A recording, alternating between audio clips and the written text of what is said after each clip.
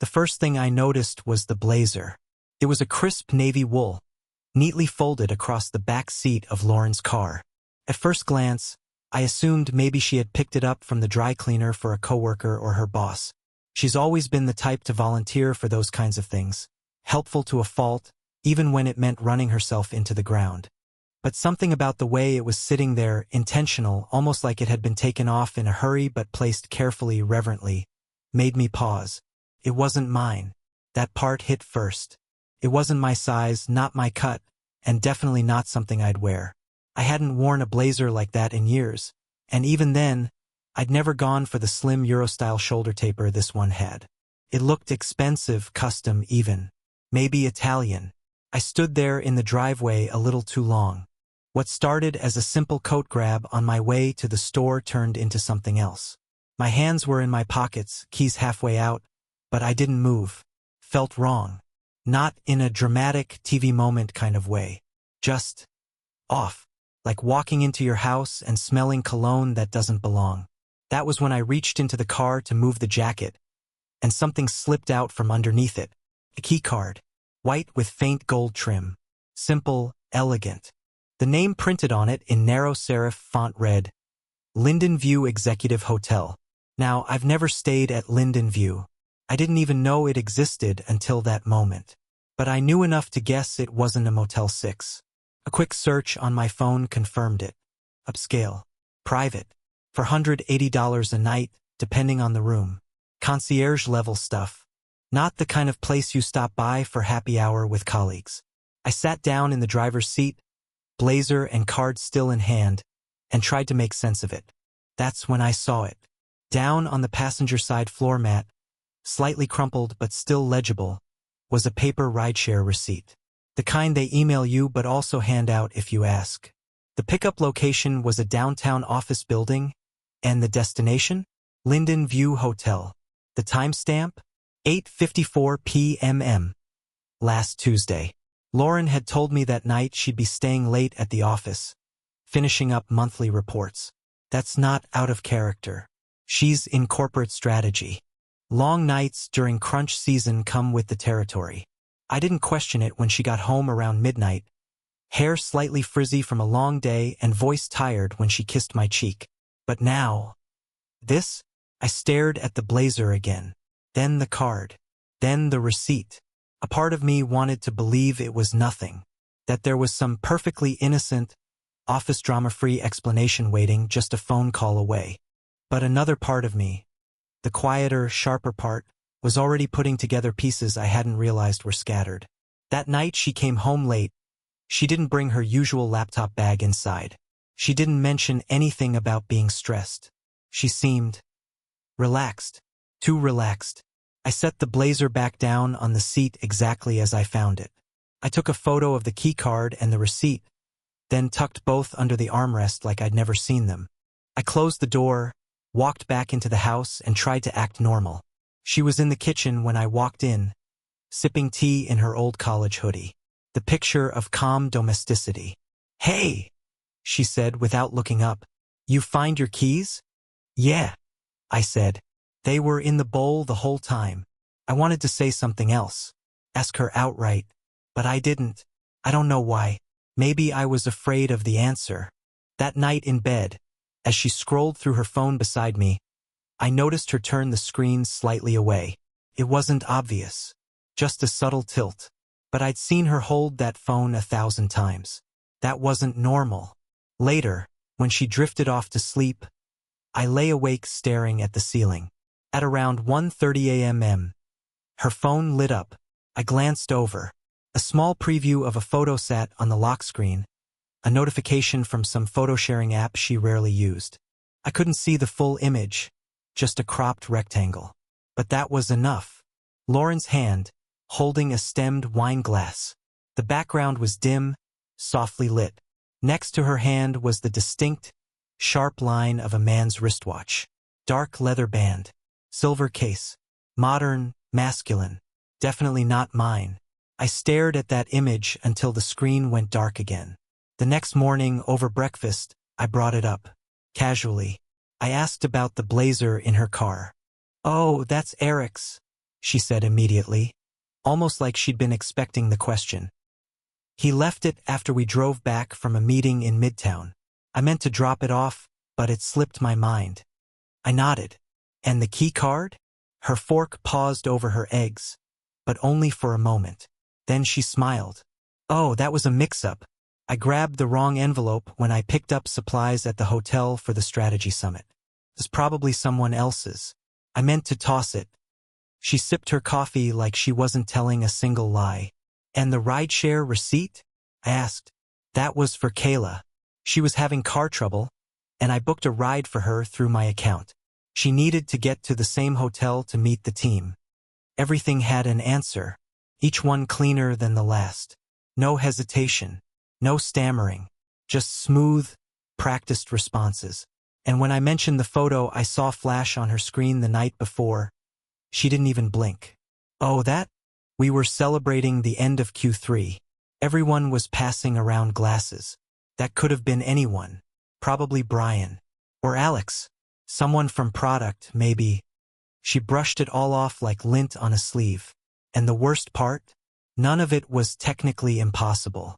There was no single lie I could prove. Nothing I could point at and say, that's the moment you slipped. She stripped away the context. And once the context was gone, so was the truth. I spent the rest of that day going through the motions. Meetings, lunch, traffic. All normal. But something inside me had shifted. It was like hearing a song slightly out of key. You know something's off, but you can't yet prove it. That night, I lay next to her again. Her back was turned to me. The phone, once more, was face down on the nightstand. And I realized the problem wasn't the blazer, or the card, or even the ride receipt. The problem was how easily she had made me doubt myself. That was the first sign. Not the jacket. Not the hotel. Not even the watch. It was her ability to explain it all away like it meant nothing. And my willingness, even for a moment, to believe her. After that Thursday morning, something cracked open inside me. Not a scream. Not a collapse. More like a door that had been quietly shut for years creaking open in the middle of the night. I didn't tell Lauren I had doubts. And she didn't ask if anything was wrong. We continued our rhythm. Morning coffee, dinner plans, laundry folded on Sundays. But the rhythm was off. I started noticing things I never gave much thought to before. Her schedule, for one. Lauren had always been structured, almost religious about her time. Home by 7 used to be a guarantee. Give or take a half hour, max. But suddenly it was stuck in a wrap-up, or drinks with the team, or meeting ran long. And she'd roll in after 10, sometimes later. At first, I didn't press. A couple of late nights made sense. End of quarter, big project launch, office politics. But then it became normal. Then it became suspicious. Her text messages lost their warmth. She started saying things like TTYL and running late instead of the long, winding messages I used to get. Emojis disappeared. No more midday thinking of you notes. No photos from lunch. No snippets of her day. The silence wasn't loud. It was calculated. Her phone became a fixture, a shield. Always face down, always in her pocket or sometimes under her pillow. Something she'd never done before. She used to leave it charging out on the kitchen counter while she showered. Now it followed her everywhere. Once, while she was asleep, I rolled over to shift her pillow and saw it there, glowing softly beneath the fabric. Locked, of course. Nothing visible. Still, I stared at it longer than I care to admit. I never touched it. Not because I didn't want to, but because I needed to believe that if I had to go looking, things were already broken. Then there was the scent. Lauren had a favorite perfume when we started dating. Something light and citrusy. It lingered in the hallway after she left for work. It clung to her pillow, her scarf, even the car. But lately, she smelled different. Like something expensive. Foreign. Heavier, warmer, more seductive than playful. It wasn't from our house. I never saw a new bottle on her vanity. Never saw her spritz it. But it was there just the same. One night, I hugged her after she came home late, and the scent on her neck made my stomach turn. I pulled back instinctively. She didn't notice. Then the charges started appearing. At first, they were easy to wave off. Random restaurants in parts of town she rarely visited. A seafood place we'd tried once on our 3rd anniversary. A tapas bar she used to call our spot. I thought maybe she'd gone back with colleagues. But when I mentioned it, she brushed it off quickly. "Oh, must have been the team," she said. "You know, I don't even like oysters." She used to love them. The receipts were subtle but wrong. Amounts that didn't match the crowd she claimed to be with. No split charges. No tips that reflected group dinners. Just small *mate meals for 2, max. One night, I caught her smartwatch vibrating on the kitchen counter. It lit up with a ping. Location permissions disabled. I didn't even know that was a thing you could get notified about, until that moment. It used to share location with me passively. We both set it up years ago during a hiking trip in the mountains, just in case one of us got lost. After that, we never bothered to turn it off. Now, apparently she had no explanation. The next day, I drove to her office after work. She texted me earlier saying she'd be stuck late. Big data call with the East Coast leads. I figured I'd surprise her with coffee, maybe catch a late dinner together. But the parking lot was empty. Not half full. Empty. Her car wasn't there. The building lights were off except for a few scattered hallway bulbs. The receptionist's desk was vacant. I waited for 20 minutes just to be sure. I walked the perimeter, peeked in the glass lobby doors. Nothing. An hour later, I got a calendar invite from her shared work calendar. Something I'd connected to mine years ago. It said, "Left early, remote call from home." But the timestamp showed it had been added just 20 minutes before. Retroactively, like someone covering tracks. It got worse. One Saturday morning, our neighbor Janice waved me down while I was grabbing groceries from the trunk. "Lauren looked so cute the other morning," she said casually, almost playfully. "That green jacket and boots combo? Such a vibe." Didn't even recognize her at first. Thought she was your cousin or something. She came in just as I was going out for a walk. Must have been, 5:45 a.m.? I froze. Lauren had been asleep beside me that morning. Or so I thought.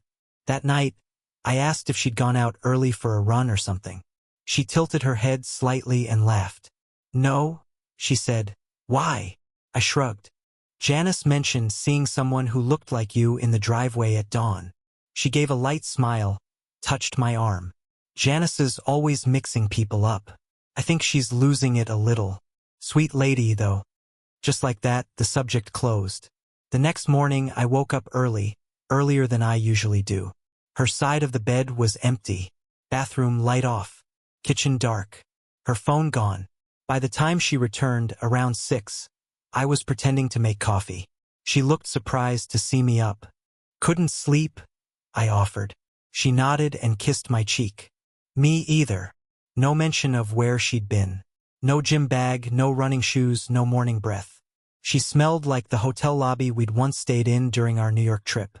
Expensive soap. I didn't ask. I didn't need to. Everything began to feel constructed. Our shared kitchen calendar was suddenly more vague. No more color coding. Just grayed out blocks labeled strategy or client prep. Once, I clicked on a block that said office review and found a Google Doc with nothing inside but the sentence, "Trust the process." Who writes that into a work calendar? Our conversations shifted. I'd ask open-ended questions, and she'd give me measured responses. Too measured, like someone on a witness stand. I tested her in subtle ways. I once left an empty bottle of wine from a hotel minibar in the recycling bin, just to see if she'd ask about it. She didn't. I left a printed invoice from a flower delivery service on the dining table. Something I faked online. Red roses. No mention of who they were for. Again, nothing. It was like we were in a play. Same set. Same lighting. Same cast. But one of us had stopped reading the script. Even our bedroom felt colder. She started falling asleep earlier. Her body turned away. No more good night. No more "you okay?" Just silence. And yet, there was no confession, no shouting match, no lipstick on a collar, nothing concrete, just 1,000 small signals blinking in unison. And in the quiet, those signals screamed. I wanted to be wrong. God, I did. Every day, I clung to the hope that I was overthinking it, that the blazer, the hotel card, the vanishing calendar entries, even the scent of another world on her skin, had all been one long, exhausting coincidence. That this wasn't the unraveling of a marriage but a stress phase, a season we'd grow through. But deep down, I knew better. The signs weren't just dots anymore. They were lines, bold and connected. The only thing left was the headline. Came on a Monday. I was cleaning up our shared inbox. We used it for travel plans, utility bills, online orders, when something unfamiliar caught my eye. It was a reservation confirmation. Subject line, Linden View Executive, your upcoming stay. First, I assumed it was spam. But it wasn't. It was addressed to Lauren. And it was real. A dinner reservation for 2 at 7:30 p.m.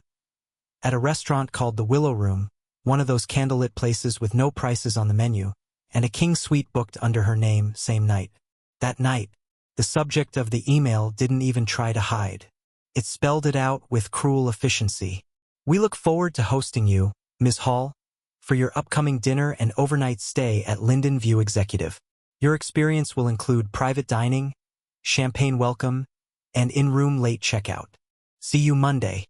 I just sat there, staring at it, the cursor blinking beside her name like a metronome for heartbreak.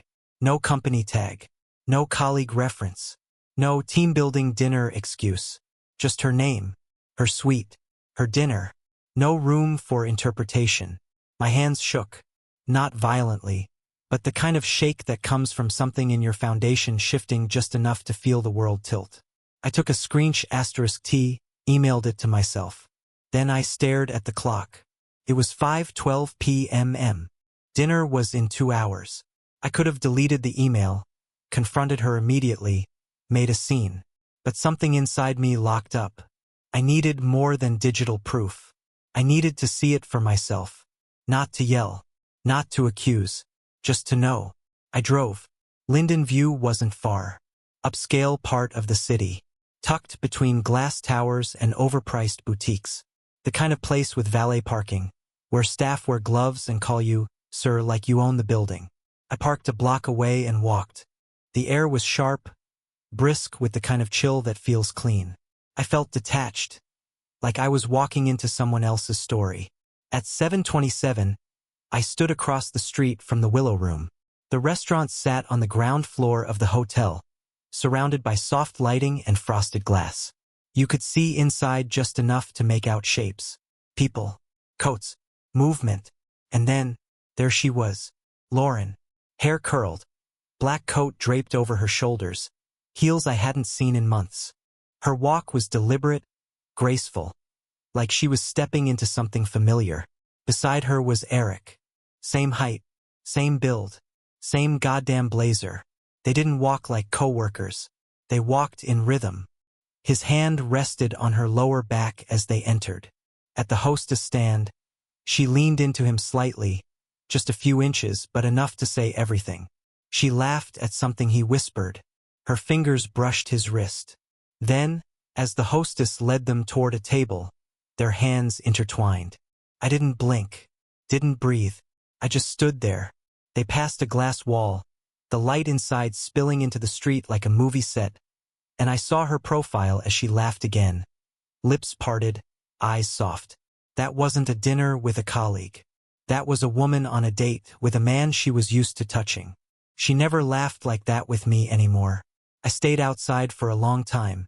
I watched as they ordered wine, as she reached across the table and touched his hand, as his foot slid casually forward beneath hers.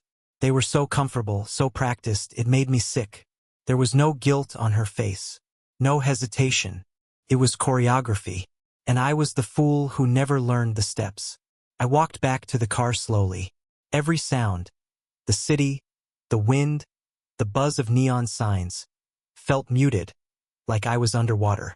My chest was tight, not from panic but from clarity. I didn't cry. I didn't scream. I just sat behind the wheel, watching the dashboard clock tick forward, wondering how many nights had played out like this. Had it started that night she came home tipsy and happy after client drinks? Or the time she flew to Denver for a 3-day conference and came back with a tan line I didn't recognize? Or maybe earlier, long before the blazer, long before the card, maybe back when I still believed late nights were just work. Back when I believed in us. I didn't go home. Not right away. I drove to the Overlook just past the city line. The place where we once parked after our second anniversary dinner and listened to old jazz on the radio. I sat there in the dark for an hour. 2. No music. No headlights. Just the faint glow of the skyline in the distance. It wasn't the betrayal that hurt the most. It was the performance. The neat explanations. The measured stories.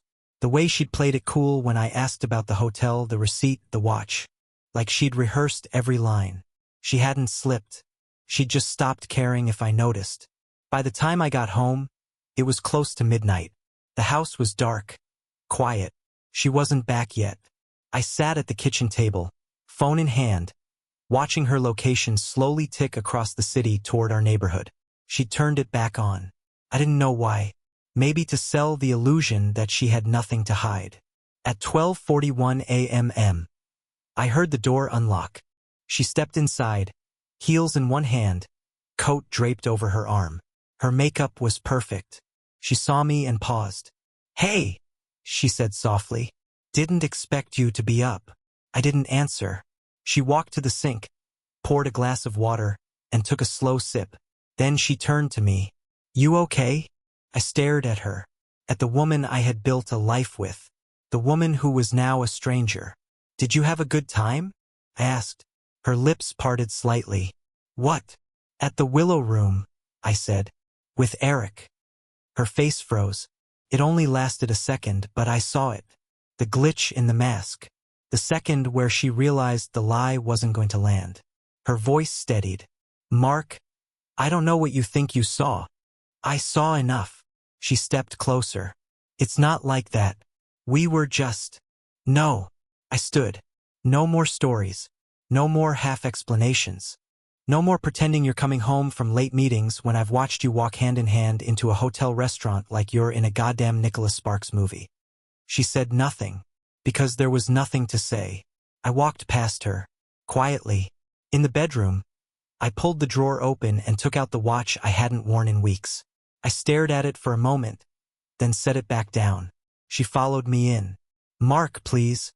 Her voice broke slightly. "Can we talk?" I shook my head. "About what?" I asked. "About how long it's been going on, or how long you were planning to keep lying." "I didn't mean for it to happen," she whispered. I turned, looked her in the eye. "You meant every step." She started to cry, but I'd already stopped listening, because the truth wasn't in her words anymore. It was in the wine glass, the wristwatch, the keycard, the laughter she gave to someone else, and the man I no longer recognized in the reflection beside her. The morning after, her side of the closet was empty. I didn't hear her pack. No zippers, no drawers, no footsteps. I must have fallen asleep at some point, maybe out of pure emotional exhaustion. When I woke up, sunlight filtered through the blinds like nothing had changed. Birds chirped outside. The neighbor's sprinkler clicked on. But her scent was gone. Her perfume, once soaked into every fiber of the room, had vanished like a switch had been flipped. On the kitchen counter sat a single folded note. Plain white paper. My name in her handwriting, clean, soft curves I knew as well as my own signature. I stood staring at it for a while, holding a coffee mug I hadn't even realized I'd filled. The note didn't say much. "Mark, I'm sorry. I know that doesn't help, but I need to say it. There's nothing I can offer that makes this right, and I won't insult you by trying. Please know I never planned for this to happen. I'll have my lawyer reach out this week. L. No love, Lauren. No. Take care of yourself. Just the last 3 letters of a name that used to be spoken with affection." That was the end. No fight. No second confrontation. No dramatic goodbye. Just a vanishing act. I stood alone in the kitchen, note in hand, and for the first time since all of this began, I didn't feel anger, or betrayal, or grief. I felt empty. I called in sick that day. Told my manager I'd caught a stomach bug. Technically true, just not the viral kind. I spent the afternoon sitting in our living room, scrolling through old photos. I found one of us at a vineyard upstate, 2 years into our marriage. She was wearing a red flannel shirt, laughing, one arm around me, the other holding a glass of wine. That laugh was real. I remember that day being real. But now it felt like a movie I'd seen once. Familiar but distant. I deleted the photo. That week moved slowly, like wading through water. Every object in the apartment felt too loud. Her mug in the dishwasher. A single earring on the dresser. Her voice in my head whenever I heard certain songs or saw certain brands at the store. On Wednesday, I boxed up everything that belonged to her. Clothes, jewelry, books, a framed photo of her parents, the concert tickets we never used, the champagne bottle from our anniversary, half full in the fridge, now flat and warm. I left the box by the door. She never came back to get it. A courier arrived 3 days later with a prepaid label and no eye contact. I handed it off without a word. The paperwork arrived in a manila envelope the following Monday. Simple, sterile, efficient. Just like her note. Our divorce could be filed without in-person hearings. No contest, no children, no property disputes. I signed. Then I moved out. Sold the apartment within 2 months. Took a hit on it, but I didn't care. Every wall felt haunted. Every creak in the floorboard sounded like a memory I didn't want. I moved to Chicago. Found a 1-bedroom in a building that smelled like new paint and industrial cleaner. No ghosts. Just bare walls and quiet neighbors. I changed jobs. Took a lower-paying position at a consulting firm that gave me more time and less stress. Started going to the gym again. Relearned how to cook for one. Got a dog. A rescue mutt named Jasper, who hated vacuums and loved peanut butter. Slowly, I built a new routine. I deleted her number. Archived our old emails. Shut down the shared calendar. Cut off mutual friends who stayed neutral because in betrayal, silence is a side. People asked questions. My parents, mostly. My sister. A few old friends. I told them we'd grown apart. That the marriage ended quietly. Most accepted that without pressing.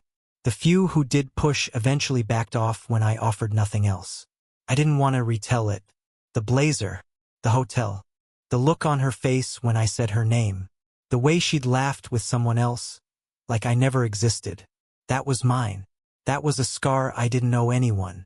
Nights were hard at first. I'd wake up at 2 a.m. Out of habit. Glance at my phone expecting a text. A missed call. A notification with her name. Nothing. Just darkness. I started leaving the phone in the living room. Eventually, I stopped checking. Eventually, I stopped expecting anything. Eventually, I just slept. I didn't date. Not for a while. Not because I couldn't. Just because I didn't want to enter something new dragging around the wreckage of something old. Lauren wasn't just a failed relationship. She was the relationship. The one I thought would be the last first. And when that falls apart, it's not just heartbreak. It's identity collapse. You start asking questions like, was I ever enough? Did I miss the signs too early? Was she ever truly mine? It's not the affair that K*LSU. It's the erosion. The 1,000 small rejections that stack like bricks until the wall is too high to climb. And then silence. Not the angry kind. Not the kind where you're waiting for the next fight.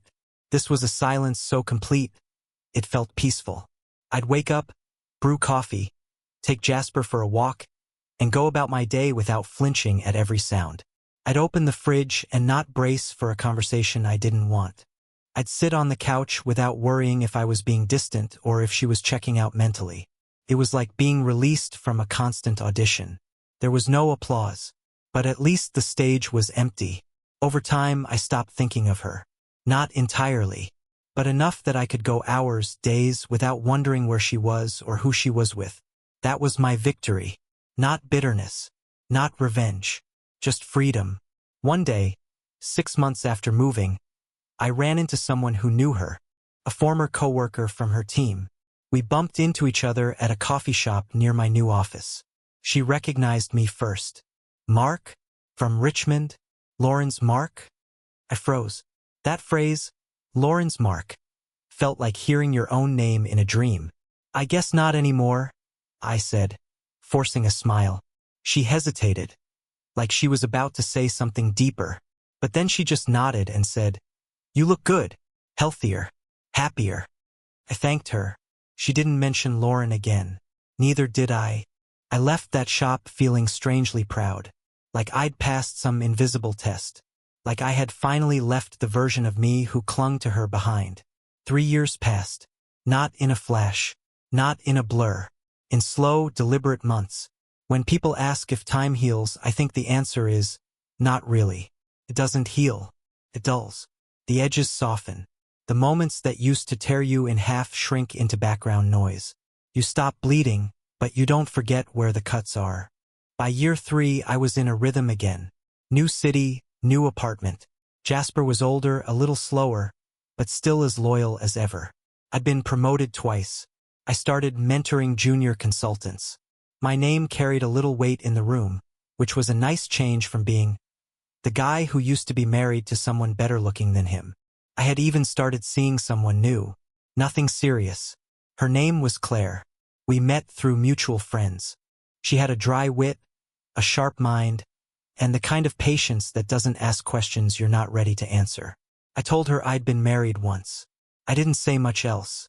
I figured it was ancient history, but history has a funny way of choosing its own moment to show up again. It was a Tuesday, mid-morning. I had just arrived at a large client meeting, biggest account our firm had landed in 2 years. It was a multi-team strategy session held at the River District Conference Center, all glass walls and echoing acoustics. Name tags, color-coded folders, projectors humming in every corner. We were brought in to work alongside the client's marketing team on a full rebrand. I'd seen the names on the prep sheet. I hadn't recognized any of them until they introduced the new head of marketing, Lauren Hall. I felt my stomach drop before I even processed it. The name came first, then the voice. That same clear, assertive tone I'd once listened to through dinner, road trips, voicemail messages I couldn't bring myself to delete. I didn't see her immediately. There were too many people in the room. But then the crowd shifted, and there she was. Hair a little shorter, frame slightly thinner, wearing a slate gray blazer over a navy top. Still elegant, still composed, still the same woman who once looked me in the eye and said, "It's not what you think." Our eyes met, and for the first time since I watched her walk into a hotel with someone else, I saw her crack. Her mouth opened slightly. One hand, halfway raised in greeting, dropped like she'd forgotten how to move. Then came the look. It wasn't guilt. Not exactly. It wasn't even fear. It was recognition. Recognition of a truth she thought she'd outrun. I didn't move. I didn't wave. I didn't flinch. I just looked at her, and the air in the room shifted. People started murmuring. The presenter hesitated mid-sentence. Someone from her team reached out and touched her elbow. She didn't respond. The woman who had once calmly lied to my face now looked like she'd seen a ghost. And maybe she had, because I wasn't who I used to be. The version of me she left behind no longer existed. She took a seat in the front row, but she didn't look up again for the rest of the presentation. I didn't either. Later that afternoon, during the breakout sessions, our teams were assigned to opposite corners of the room. I could feel her presence like heat, but we didn't speak. At one point, I saw her glance toward me, but I didn't give her anything. No smile, no nod, just indifference, which in truth was a lie. I wasn't indifferent. My heart had been racing since the moment I heard her name. You don't run into the person who broke you and feel nothing. But I'd learned the difference between feelings and reactions. I wasn't going to give her either. After the session ended, I left quickly. No handshake, no lingering small talk. Just a quiet exit out the service hallway. I walked until I was out of the building, out of sight. Then I sat on a low concrete wall across from a row of fountains, hands trembling slightly in my lap. I texted Claire. Meeting ran long. Headed home late. She responded with a heart emoji and a photo of a coffee mug. I stared at the screen for a long time. The past and the present, both sitting there, separated by a glass panel and 3 years of silence. When I got home, I didn't talk about it. Not to Claire. Not to my coworkers. Not even to Jasper. I just sat on the couch and tried to catch my breath. And I thought, so this is what it looks like when the past finally catches up to you. Not with confrontation. Not with a knock at the door. But with presence. Her being in the room was louder than any apology. That night, I lay in bed unable to sleep. I wasn't angry. I wasn't sad. I was curious. What had her life become after? Had she stayed with Eric? Did he end up being worth it? Was it all worth it? I didn't check. No searches. No social media. No late-night deep dives into her digital footprint. I didn't need to know. But I couldn't stop thinking about her face when she saw me. It was the first time I'd ever seen her expression break in public. The Lauren I knew never lost control. She was composed, practiced, capable of making lies sound like lifelines. But that day, her mask slipped, and everyone around her noticed. That's what stuck with me. Not the fact that she was there, but the way the room responded to her response. The way whispers filled the air. The way her team looked at her, not with concern but confusion. Like they were seeing something they'd never seen before. A weakness. A fracture. That's when I realized. She hadn't outrun anything. She'd just buried it. But the ground always shifts. While helping with the client's archive, I found a locked folder. Inside were Lauren's private notes. Doubts, guilt, and references to the hotel. One folder held payments to Monarch Strategy Group, marked as consulting, but tied to Eric and signed off by Lauren. That same week, a sticky note appeared on my desk. Stop digging. No name, no initials. Just the message. That's when I knew. I'd uncovered something deeper than infidelity. I submitted everything anonymously to audit. Eric was removed. Lauren resigned. A month later, she asked to meet. No tears, no defenses. Just a flash drive with full proof of the scheme. We turned it in together. That night, I took my old wedding ring from the drawer, walked to the river, and let it go. It sank quietly. No fanfare, no words. Just the end of a chapter one once tried to fix long after it was already broken.